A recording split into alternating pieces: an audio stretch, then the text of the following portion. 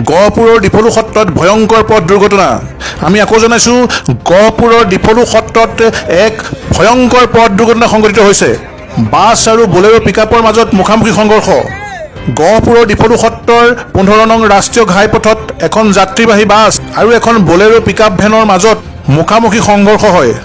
গুৱাহাটীৰ পৰা ধেমাজি অভিমুখে আহি থকা AS01 KC2970 নম্বৰৰ যাত্ৰীবাহী বাছখনৰ লগত বিপৰীত দিশৰ পৰা আহি থকা AS01 LC334 নম্বৰৰ বলেৰো পিকআপখনৰ মাজত মুখামুখি সংঘৰ্ষ হয় আৰু এই সংঘৰ্ষত মুঠ 8জন লোক আহত হৈছে।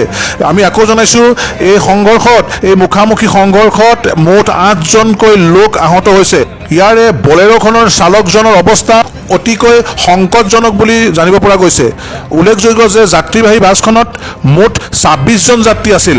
আমি আকৌ জনাইছোঁ, যিখন যাত্ৰীবাহী বাছৰ লগত বলেৰো পিকআপখনৰ মুখামুখি সংঘৰ্ষ হৈছে, সেই যাত্ৰীবাহী বাছখনত মুঠ 26জনকৈ যাত্ৰী আছিল।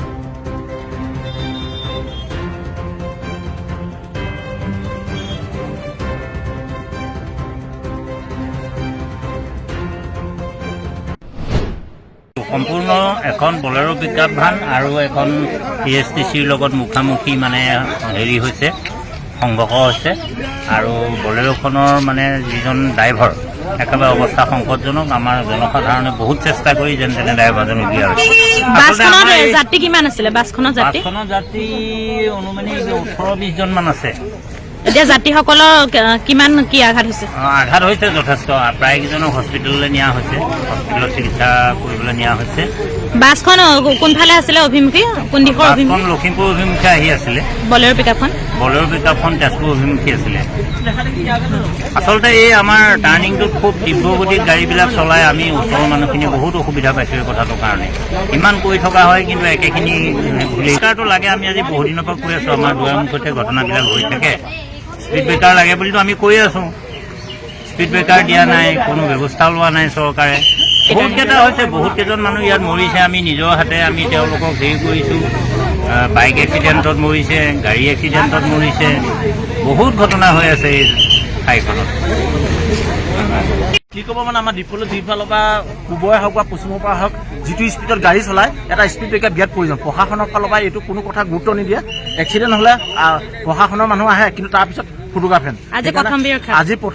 আজিৰ কাৰণে বুলি নহয়, আগতেও এনেকুৱা এক্সিডেণ্ট হৈছে, কিন্তু কথাটো গুৰুত্ব নিদিয়ে। আমি সদায় প্ৰতিবাদ কৰোঁ যে স্পীড ব্ৰেকাৰ এটা লাগে, কিন্তু স্পীড ব্ৰেকাৰটোৰ কাৰণে পিছত নাভাবে আৰু। আমিনো কি ক'ম, আমিনো সদায় প্ৰতিবাদেই কৰোঁ, তাৰপিছতো লাভ নাই, ক'বহে পাৰোঁ, তাৰপিছত নাই।